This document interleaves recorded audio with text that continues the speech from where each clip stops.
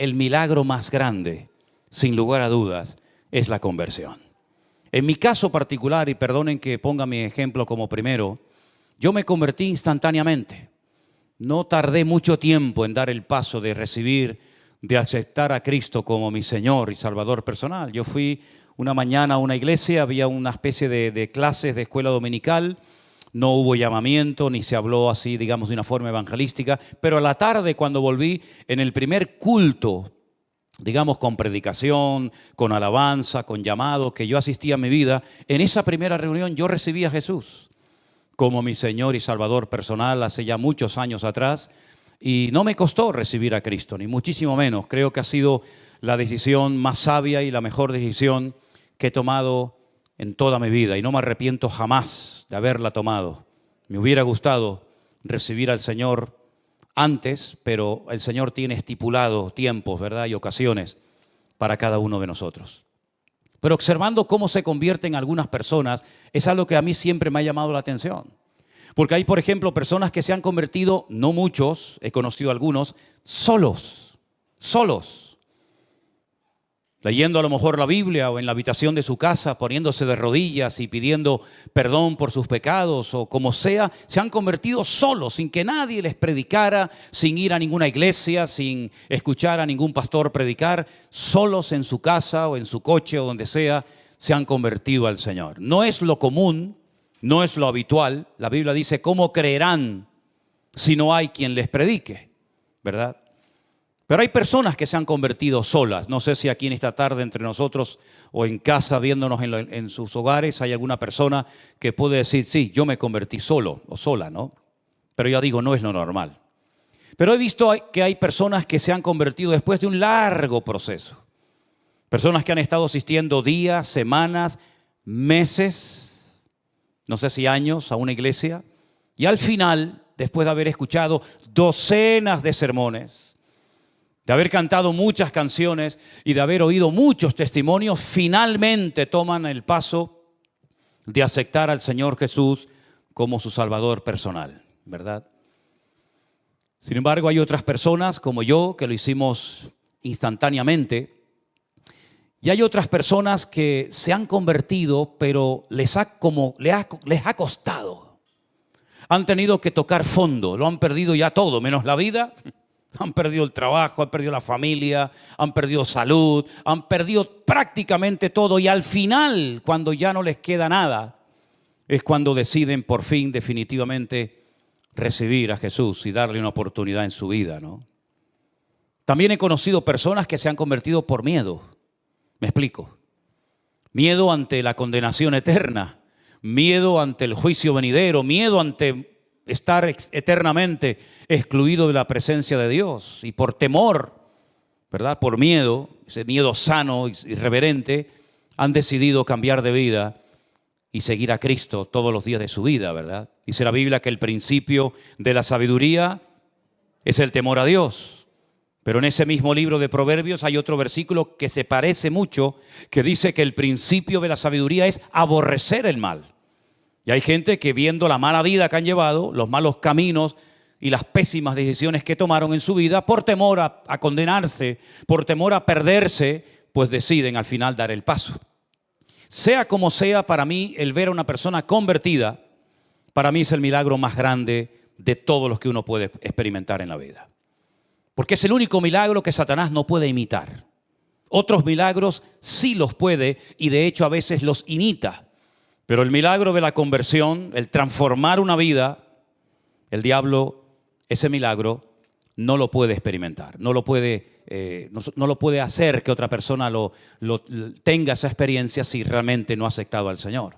Ahora, toda verdadera conversión tiene que tener 3 elementos fundamentales. Yo los voy a mencionar y a continuación se los voy a explicar para que queden bien claros estos conceptos.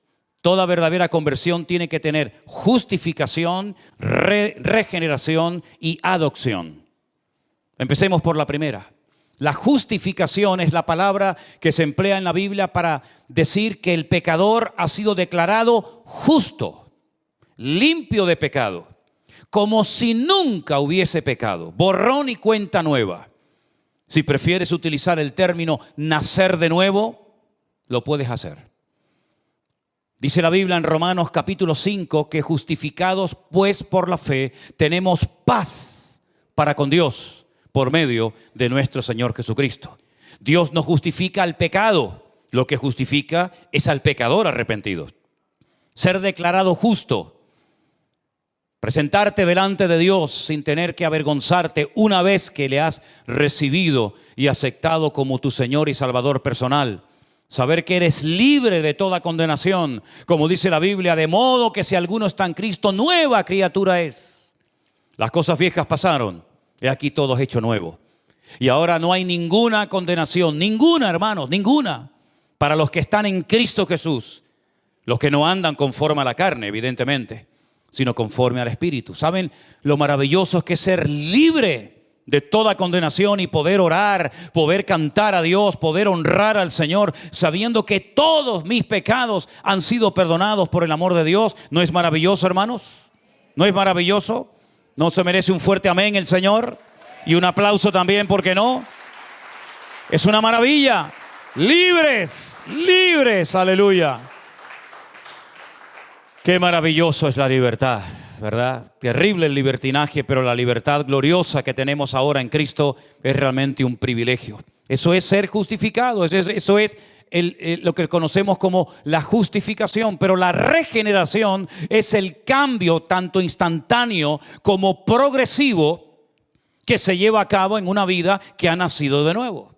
Está claro que nuestros pecados son perdonados instantáneamente, pero nuestra vida no cambia instantáneamente. Entramos en un largo proceso, ¿verdad? Y ahí el Señor comienza a moldearnos, ahí el Señor comienza a tratar con todas y cada una de las áreas de nuestra vida. Comienzan a salir cosas que ni siquiera sabíamos que las teníamos. Es como cuando calientan el oro y entonces comienzan a salir todas las impurezas y las van quitando, ¿verdad? Y eso es lo que ocurre después de haber sido justificados por el Señor. Que el Señor comienza a tratar con nuestro carácter. El Señor comienza a tratar con cosas de nuestro pasado que todavía en nuestra mente nos juegan o les gustaría jugarnos malas pasadas, ¿verdad? Y el Señor comienza a transformarnos, comienza, digamos, a moldearnos. Y en vez de parecernos al diablo, comenzamos a parecernos a Cristo. Cuando el hombre pecó, comenzó a hacer cosas que son típicas del diablo. Comenzó a matar, comenzó a odiar, comenzó a mentir, comenzó a tener celos, envidias, pleitos, iras. Esas son las características de una persona que está bajo la cobertura del diablo. El hombre comenzó a parecerse al diablo después de pecar y desconectarse de su Dios. Pero cuando recibimos a Cristo en nuestros corazones como nuestro Señor y Salvador personal, con el paso del tiempo nos vamos pareciendo cada vez más a nuestro Señor Jesucristo. Y comienza a manifestarse lo que la Biblia llama o indica como el fruto del Espíritu Santo que mora en nosotros. Comenzamos a amar cosas que antes odiábamos. Comenzamos a ver a personas que antes tal vez no íbamos a tener jamás ningún tipo de contacto, de relación con ella. Comenzamos a darnos cuenta de que pues también necesitan de paciencia y de amor y de atención y tantas cosas. Y comenzamos a darnos cuenta de que ahora tenemos paciencia en cosas que antes nos sacaban de quicio y éramos incapaces de soportarlas. Y es que cada vez esa regeneración, esa transformación progresiva en nuestra vida nos va moldeando y podemos mirar atrás y decir, oye, sé que todavía me falta mucho, sé que todavía, como dice el texto, no he llegado a la meta, ¿verdad? Pero sigo corriendo para ver si logro asir aquello para lo cual un día el Señor me alcanzó a mí. Amén, hermanos. Y finalmente, la adopción. Es decir, ahora tengo una familia. Ahora estoy bajo una cobertura que es la familia de Dios. Y hemos conocido esta tarde a 2 miembros de nuestra familia, ¿verdad? Que viven en otro lugar. Pero podríamos recorrer el mundo entero y darnos cuenta de que tenemos hermanos y hermanas en la fe prácticamente en todas las partes del mundo. Porque hemos sido adoptados en una familia universal donde caben todos. Y donde todos tenemos que aprender a relacionarnos y amarnos y a perdonarnos y a trabajar juntos, etcétera, etcétera. Así que una verdadera conversión nos lleva a la justificación, a la regeneración y a formar parte de la familia de Dios por adopción, no por nacimiento. Ahora, el primer texto que quiero leer en esta tarde que habla acerca de la conversión se encuentra en Hechos capítulo 3, el verso 19. Pedro y Juan acaban de orar por un paralítico que ha sido milagrosamente sanado. Y ellos aprovechan la oportunidad para dar testimonio de su Dios, para evangelizar a las personas que allí están viendo aquel milagro. Y él dice, ya digo, en el capítulo 3, verso 19, arrepentíos y convertíos. Las dos palabras. Tú te puedes arrepentir de algo que has hecho, pero eso no significa de que te hayas convertido. Tú te puedes arrepentir de haber robado, de haber mentido o de haber hecho algo malo, pero eso no significa que has cambiado. Te has arrepentido, pero no te has convertido. Pero Pedro dice, arrepiéntanse y conviértanse para que sean borrados vuestros pecados y para que vengan de la presencia del Señor tiempos de refrigerio. Epistrefo. Esa palabra rara, esa palabra griega es la palabra que se traduce en el Nuevo Testamento como la palabra convertidos o conversión, epistrefo, que significa dar la vuelta, dar marcha atrás, cambiar de dirección, ir en una dirección contraria a la que iba. Lógicamente, una verdadera conversión se produce cuando hay un verdadero y genuino arrepentimiento por nuestra parte.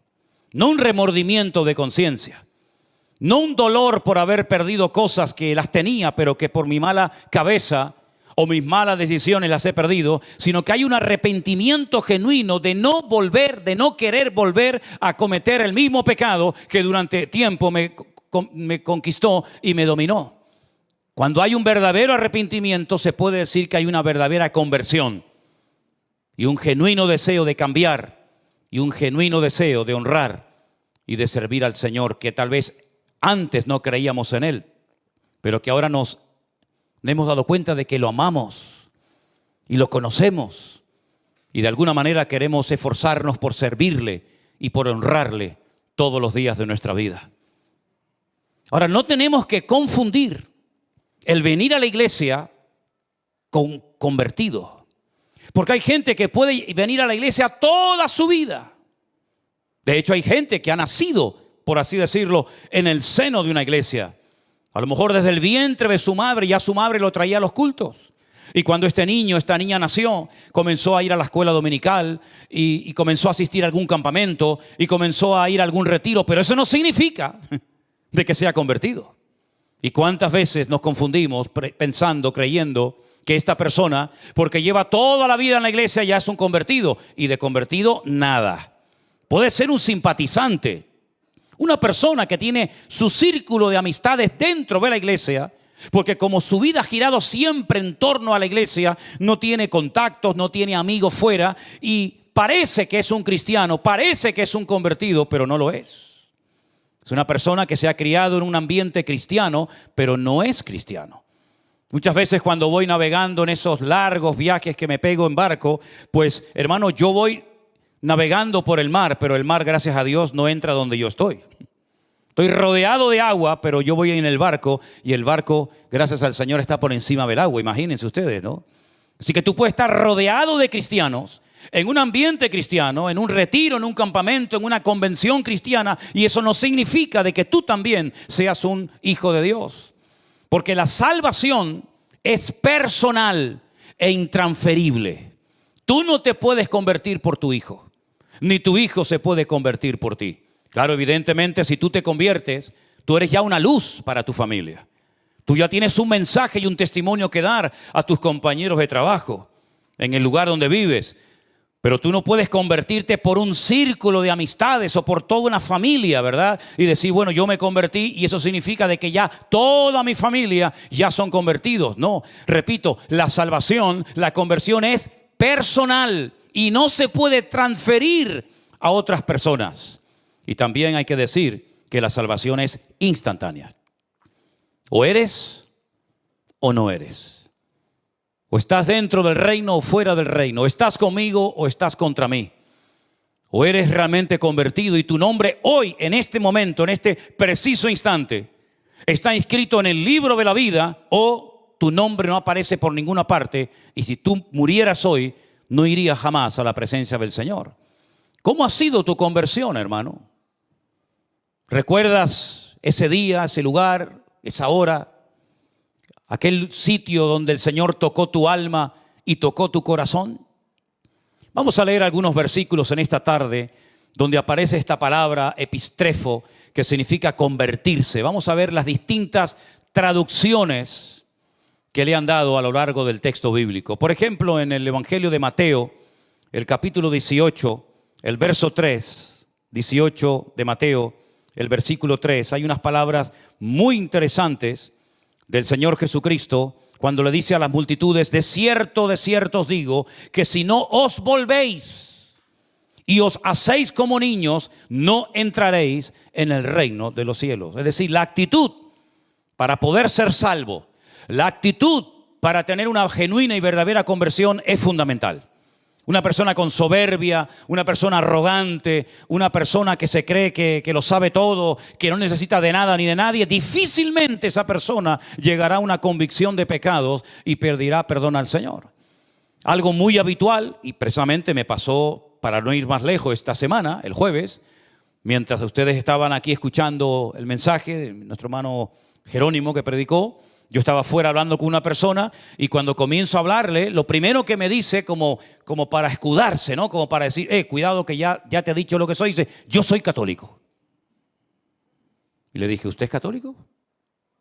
Y dice: sí. Digo: ¿de verdad? ¿Pero practicante?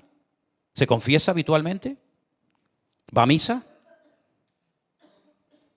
¿Acepta la autoridad del Papa sobre su vida? ¿Es usted un buen idólatra? ¿Reza usted el rosario? El Dios te salve María, llena eres de gracia, el Señor es contigo, bendito, todo eso.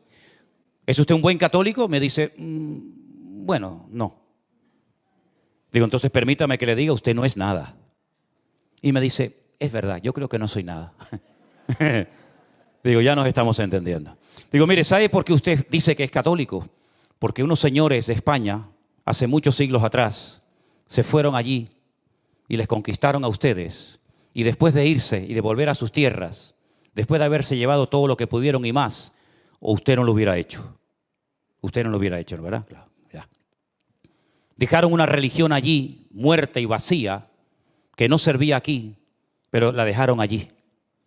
Y por eso usted es católico.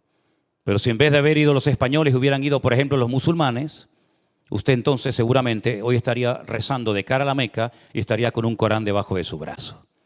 Usted no eligió la religión lo eligió a usted. Y no fue algo que usted decidió seguir o aceptar, sino fue algo que le impusieron a usted casi desde el vientre de su madre. Es decir, cuando una persona cree que por ser católico o miembro de una iglesia, sea esta o cualquier otra, ya es salvo o convertido, se equivoca rotundamente. Porque la conversión no pasa por una denominación. La conversión no pasa necesariamente por ser miembro de una iglesia, llámese como se llame, sino la conversión es un encuentro, es una experiencia personal con Cristo. Yo me arrepiento, yo reconozco que soy un pecador, yo reconozco que me he equivocado. Eso de que no, yo siempre he creído, no dudo de que usted siempre haya creído, pero déjeme que le recuerde a alguien, el más creyente del mundo, el que nunca ha dudado de la existencia de Dios, el que cree que los 66 libros de la Biblia, desde el Génesis 1:1 hasta la amén de Apocalipsis, es palabra de Dios, el que cree en el Padre, en el Hijo, en el Espíritu Santo, el que cree en el cielo, en el infierno, el que cree en las parábolas, las profecías y las promesas, el que nunca jamás ha dudado de la existencia de Dios, es nada más y nada menos que un caballero llamado Satanás, el diablo. Porque Satanás no es un ateo. Porque la Biblia dice que para ser ateo hay que ser necio. Eso lo dice la Biblia. Y Satanás de necio no tiene nada. Satanás es acabado en hermosura, el sello de la perfección y lleno de sabiduría. Dice la Biblia que Dios así lo creó. Y díganme ustedes si Satanás va a pasar la eternidad en la presencia del Señor junto con su amada iglesia. ¿Usted cree en eso? Pero si es un creyente, si jamás ha dudado de la existencia de Dios, es que creer sí es importante, pero no es suficiente. No hay ningún mérito en decir yo creo en Dios. Yo he creído toda mi vida y quiere que ahora le toquemos una música especial y le hagamos una fiesta por haber creído en Dios. No hay ningún mérito en haber creído en Dios. El mérito no está simplemente en creer. El mérito está en confesar que ese Dios en el cual creo, a partir de hoy va a ser mi Señor, mi Salvador, mi cobertura, mi amo, mi dueño y mi todo. Y yo le rindo a Él mi vida y entonces es cuando comienzo a experimentar el gozo de la salvación, porque uno no nace salvo y luego con el paso del tiempo se condena, sino que uno nace condenado y hay un momento puntual en la vida en el que tú te conviertes y experimentas el nuevo nacimiento. Y de nada sirven las teorías. Un hombre principal entre los judíos que se sabía muchos libros de memoria de la Biblia, más que cualquiera de nosotros, le dijo al Señor: Señor, sabemos que has venido como maestro, porque nadie puede hacer las señales que tú haces si no está Dios con él. El Señor se le queda mirando y le dice: mira, Nicodemo, escúchame una cosa. Si tú no naces de nuevo, tú no puedes ni ver ni entrar en el reino de los cielos. Ni ver ni entrar. Me llama mucho la atención esos dos verbos, porque podía haber dicho: podrás ver el reino, podrás ver la gloria, pero no entrarás en ella. ¿Por qué le dijo ver ni entrar? Porque ellos casi reverenciaban al que llaman Moshe Rabenu. Moisés es nuestro maestro. Y se dirigen a él con un respeto tremendo, ¿verdad? Y ellos saben perfectamente que Moisés no entró en la tierra prometida, pero vio la tierra prometida. La vio desde la frontera de lo que llamaríamos hoy en día Jordania. El Señor le dijo: no vas a entrar, te lo he dicho, pero te voy a permitir ver la hermosura de la tierra prometida. Y dice que milagrosamente le permitió ver toda la tierra de Canaán, toda la tierra que fluye leche y miel, pero no entró en ella. Pero en el caso tuyo, Nicodemo, toda la Torá que te sabes de memoria, todos los 613 mandamientos que has aprendido de memoria desde tu más tierna infancia, toda tu circuncisión y todo lo que te sabes de memoria no te va a servir ni siquiera para ver el reino si no naces de nuevo. Así que tienes que nacer de nuevo para poder ver, para poder entrar y para poder disfrutar de ese reino. Y lo dejó planchado porque no entendía nada. Y le dice: pero esto es imposible. Pero lo que me estás proponiendo es que me vuelva otra vez a meter en el vientre de mi madre y nacer de nuevo. Yo no puedo hacer eso. No hay nadie que pueda hacer eso. Y el Señor le explica que no es ese tipo de nacimiento, ¿verdad? Sino es el nacimiento espiritual, ese encuentro con Cristo, ¿verdad? Y como he dicho en varias ocasiones, si tú has nacido una vez, vas a morir 2 veces. Pero si tú has nacido 2 veces, solamente vas a morir una sola vez. Algunos dirán: no entendí nada. Pues ahí te lo dejo. Te lo vuelvo a repetir: si has nacido una vez, mueres 2 veces. Y si has nacido 2 veces, solamente morirás una sola vez. La semana que viene le explico por qué. Eso es lo que dice la palabra. Que tenemos que hacernos como niños. Hay un cambio de actitud.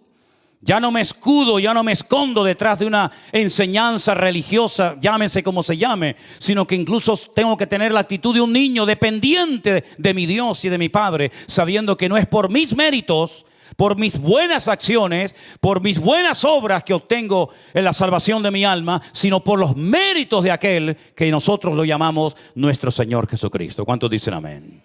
Hay otro texto en Lucas, capítulo 22, verso 32, donde también aparece esta palabra griega que ya la hemos mencionado. Lucas 22, 32. Priscila nos va a leer ese texto, por favor. Pero yo he rogado a ti que tu fe no falte, y tú, una vez vuelto, confirma a tus hermanos. Una vez vuelto, es decir, tienes que volver. ¿Volver de dónde? Del camino de apostasía que has escogido, Pedro. Tú te has desconectado de mí, tú has renegado de mí y de mi nombre. Tú has dicho públicamente: no lo conozco, no sé quién es ese hombre. Tienes que volverte, tienes que ir al epistrefo, tienes que volver atrás y volverte a quién, a Dios, para que Él te vuelva a perdonar, para que Él te vuelva a restaurar y poner en primera línea donde estuviste, pero que saliste porque me negaste públicamente. Y todos lo sabemos, ¿verdad? Una vez más, vemos ahí cómo esta palabra se traduce como volver, retroceder. No sigas por ese camino porque vas mal. Hay un proverbio que ustedes saben, muy conocido, que dice: hay caminos que al hombre le parecen derechos, pero su fin son caminos de muerte. Si la hermana que el otro día me mandó un WhatsApp diciendo que puedo tener problemas en la mano del metacarpiano porque cojo mucho el micrófono, no se haga ningún problema, hermana. Estoy perfectamente de los metacarpianos y de todas esas vainas. Hechos capítulo 26. Gracias por su preocupación, hermana, pero cada día estoy mejor. Diga al débil: fuerte soy. Y Él renovará nuestras fuerzas como el búfalo, dice la Biblia. Estarán vigorosos y verdes. Algunos están verdes, ¿eh? Algunos. Hechos capítulo 26, verso 16. Priscila, por favor, léemelo. Pero levántate y ponte sobre tus pies, porque para esto he aparecido a ti, para ponerte por ministro y testigo de las cosas que has visto y de aquellas en que me apareceré a ti, librándote de tu pueblo y de los gentiles, a quienes ahora te envío, para que abras sus ojos y para que se conviertan de las tinieblas a la luz y de la potestad de Satanás a Dios, para que reciban por la fe que es en mí perdón de pecados y herencia entre los santificados. Para que se conviertan. Si no se convierten, lo único que tienen es una religión, pero no tienen una conversión, no tienen una relación con Dios. Y yo te he cambiado, te he librado de tu pueblo y de los gentiles, te he transformado, me he aparecido en tu camino. He quitado las escamas de tus ojos para que te conviertas en un testigo mío y vayas por todas las naciones de la tierra predicando la palabra, para que pasen la gente de las tinieblas a la luz, del equipo del diablo, de los perdedores, de los amargados y de los frustrados al reino de Dios, ¿verdad? Y para que se conviertan y convirtiéndose puedan conocerme y puedan tener el gozo de la salvación y puedan heredar la vida eterna, porque cuando una persona se convierte en coheredero con Cristo, ¿verdad? Como dice la palabra de Dios. Hay un versículo más muy interesante que va dirigido a esos hermanos que tal vez un día se congregaron, que tal vez un día incluso estuvieron sirviendo al Señor de alguna manera, pero que por el motivo que sea, se apartaron de los caminos del Señor. ¿Y qué hacemos con esta gente? ¿Qué hacemos con aquellos que parece que se querían comer el mundo y al final el mundo terminó comiéndoselos a ellos? ¿Qué hacemos? ¿Qué palabra, qué solución nos da la Biblia para que se descarrió y tomó un mal camino? Bueno, Santiago nos dice en el capítulo 5, el verso 19 y 20, estas palabras tan interesantes que tenemos que tener en cuenta en nuestra vida. Hermanos, si alguno de entre vosotros se ha extraviado de la verdad y alguno le hace volver, sepa que el que le haga volver al pecador del error de su camino, salvará de muerte un alma y cubrirá multitud de pecados. Luego existe la posibilidad de que un hermano tome un camino equivocado. Existe la posibilidad de que un hermano se salga del camino correcto y vuelva atrás, se descarríe, cual hijo pródigo. Y entonces dice la Biblia: si a alguno de entre vosotros le ha pasado eso, si alguno que antes era hermano y cantaba con nosotros y se congregaba con nosotros y servía al Señor junto con nosotros, se ha escarriado de la verdad, sepa que si hay alguien que haga volver al pecador del error de su camino, le salvará el alma y cubrirá multitud de pecados. Luego hay la posibilidad de descarriarse, de desconectarse del Dios que un día te iluminó, del Dios que un día te perdonó, de ese Dios que ese día te transformó la vida, pero hay también la posibilidad de poder volver a Él en arrepentimiento y el Señor te vuelve a perdonar y te vuelve a restaurar, porque Dios no solamente salva, sino que también restaura a las personas que por el motivo que sea se han enfriado y se han descarriado de los caminos del Señor. Vemos en la Biblia muchos llamados al arrepentimiento. No solamente aquellos llamados que hacían los profetas al pueblo de Israel cuando decían: volved, dejad vuestras obras, volved a la senda antigua, dejad la idolatría, dejad la corrupción, la avaricia, la usura, ¿verdad? Sino que también encontramos, hermanos, en el Nuevo Testamento una preciosa y conocidísima parábola de aquel joven que decide marcharse y malgastar sus bienes y vivir perdidamente hasta que vuelve en sí. Y dice la Biblia: volveré a la casa de mi padre y le pediré perdón y diré: Padre, he pecado contra el cielo y contra ti. Ya no soy digno de ser llamado tu hijo. Y entonces vemos como el padre lo restaura. El padre le da un nuevo vestido, pone calzado en sus pies, pone un anillo en su mano, ¿verdad? Le restaura la autoridad, lo vuelve a poner como hijo de toda dignidad y mata al becerro gordo y hacen una fiesta porque mi hijo, que lo dábamos por muerto, ha vuelto otra vez a la vida. Hay ejemplos tremendos en la Biblia de personas que tuvieron una conversión tremenda con el Señor. Por ejemplo, el apóstol Pablo. La conversión del apóstol Pablo, no me digan a mí que no fue espectacular. Un religioso, un hombre que pensaba que había que destruir a los que en aquellos días se llamaban los del camino. Los que en Antioquía los llamaron por primera vez los Meshijín, los ungidos, los cristianos. Y como él estuvo como testigo en la muerte de Esteban y vio cómo lo mataban a pedrada. Y él estaba allí y no dijo: alto, ¿qué vais a hacer? ¿Cómo vais a matar a este hombre? Sino que él estaba allí y le dice: no se preocupen, tiren las piedras, yo les cuido aquí las sandalias, la ropa y después las pueden venir a buscar. Y allí estaba frío como una piedra, ¿verdad? Como un témpano de hielo inmutable. Él estaba allí ese día, hermanos. Y él llevó presos a la gente y él iba a ir al extranjero, a Damasco, capital de Siria, para llevar gente a Jerusalén. Fíjense el camino tan largo que iba a hacer, porque él pensaba en su ignorancia que ese era su deber, esa era su obligación, impedir que aquella secta rara y extraña se expandiera por todas las naciones de la tierra. Pero si me permiten la expresión, le salió el tiro por la culata. Porque dice que camino hacia Damasco cae postrado en tierra, pierde la vista, queda ciego completamente y oye una voz en hebreo que le dice: Saulo, Saulo, ¿por qué me persigues? Se habrá quedado temblando de pies a cabeza diciendo: ¿quién eres? ¿Quién me está hablando? Y cuando oyó la respuesta fue algo tremendo: yo soy Jesús, a quien tú estás persiguiendo. ¿Qué quieres que haga, Señor? Entra en la ciudad y se te dirá lo que debes de hacer. A los pocos días apareció por allí un tal Ananías, que no tiene nada que ver con aquel Ananías que murió en la iglesia primitiva, esposo de Zafira.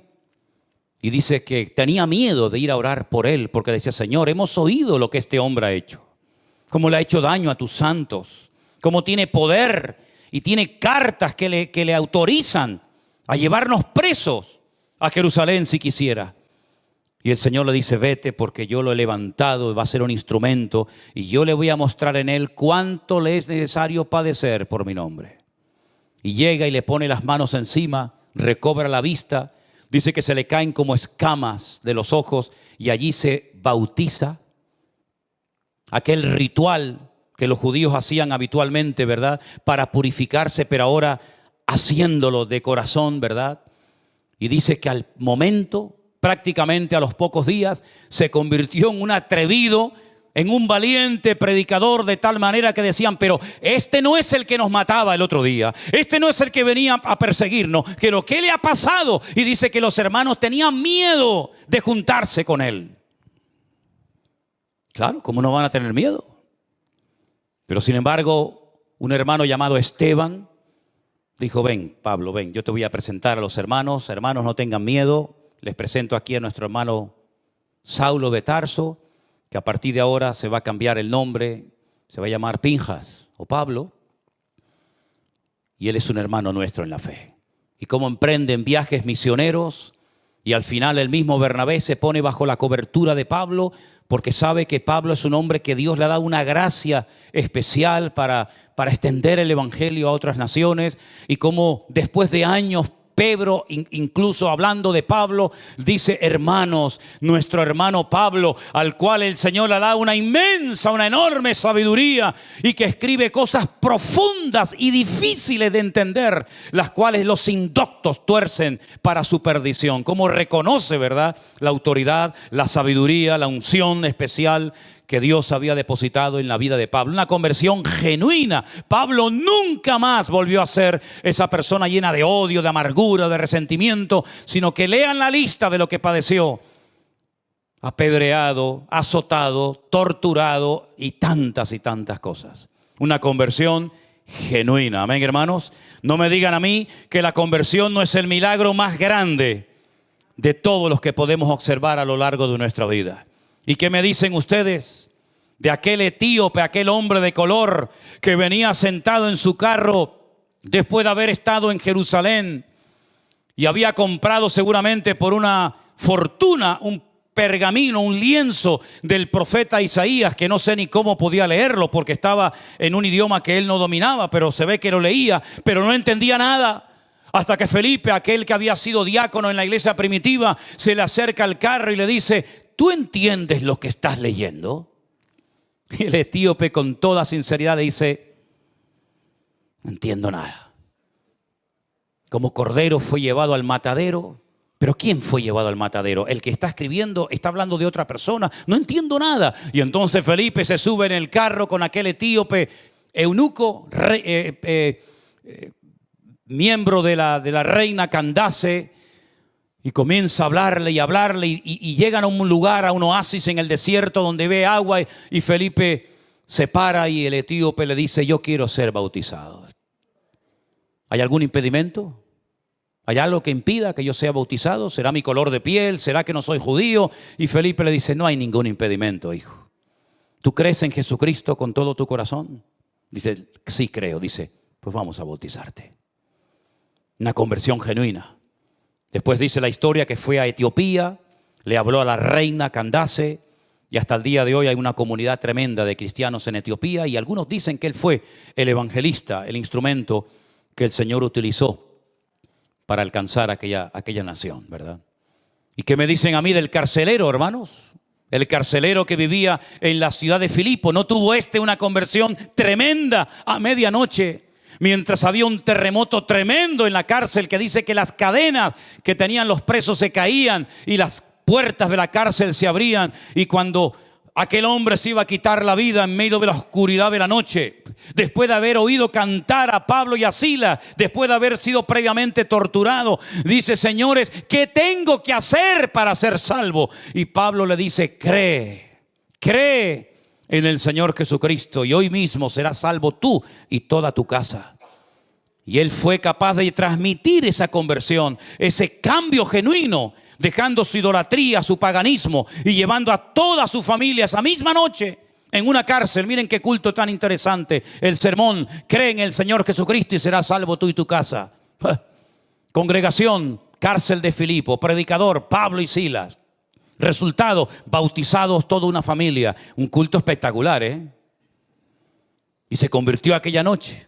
Un hombre que había recibido el mandato de custodiar en el calabozo más profundo y más oscuro de aquella mazmorra. Esa misma noche el carcelero se convierte y se bautiza junto con toda su familia. ¿Te das cuenta cómo es importante la conversión y no solamente el creer en Dios? ¿Te das cuenta cómo sin conversión no hay salvación? ¿Te das cuenta cómo la conversión tiene que ser personal? Y hay un momento en tu vida en el que tú tienes que tomar tu propia decisión. No papá, ni mamá, ni el abuelito, ni la abuelita, sino tú tienes que decir: ¿qué voy a hacer con Jesús? Después de escuchar su palabra y después de entender el evangelio. Y si una característica yo creo que positiva y buena tiene esta congregación, es que aquí se entiende la palabra que se predica. No tienen que salir en medio de una predicación. Estos hermanos que a veces se levantan es porque me imagino que quieren ir al baño. Pero no es porque tienen que ir a la librería de la esquina a comprar un diccionario porque no entienden la terminología al que el pastor está predicando. No es por eso. Porque en esta iglesia se entiende perfectamente el mensaje. Da igual quien lo predique. Porque la gracia y la cobertura del Espíritu fluye en todos los que se suben a este lugar a predicar. De tal manera que hasta el más pequeño y el más tonto y el más nuevo puede entender perfectamente lo que ese hombre quiso decir ese día con la predicación del Evangelio. Y ahora que ustedes han entendido el Evangelio y que les ha hablado de la conversión y les ha hablado de que hay que arrepentirse y convertirse, y no es cuestión de cambiar de imagen, no es cuestión de cambiar de religión, es cuestión de cambiar de camino, de rumbo. Si en esta tarde entre nosotros hay alguna persona que nunca se ha convertido, ahora es el momento ideal e idóneo para que tú tengas tu propio encuentro y tu experiencia personal con Cristo Jesús. Cierra tus ojos ahí donde estás y piensa en esta tarde, ¿estás tú realmente convertido? ¿Estás tú realmente entregado al Señor Jesús? ¿O simplemente vienes a una iglesia porque te gusta, porque tienes tu círculo de amistades aquí, porque conoces a gente, tienes amigos? ¿O porque realmente tu corazón está en Cristo y en la iglesia del Señor? Aleluya. Yo quiero que en esta tarde todos y cada uno de nosotros nos hagamos esta pregunta. ¿Soy yo realmente convertido a Cristo? ¿Soy yo realmente una persona que ha puesto su vida en las manos del Señor? ¿O simplemente eres una persona que vienes y participas de los cultos, pero nunca has tenido un encuentro, una experiencia personal con el Señor Jesús? Hoy es el momento aceptable. Dice la Biblia.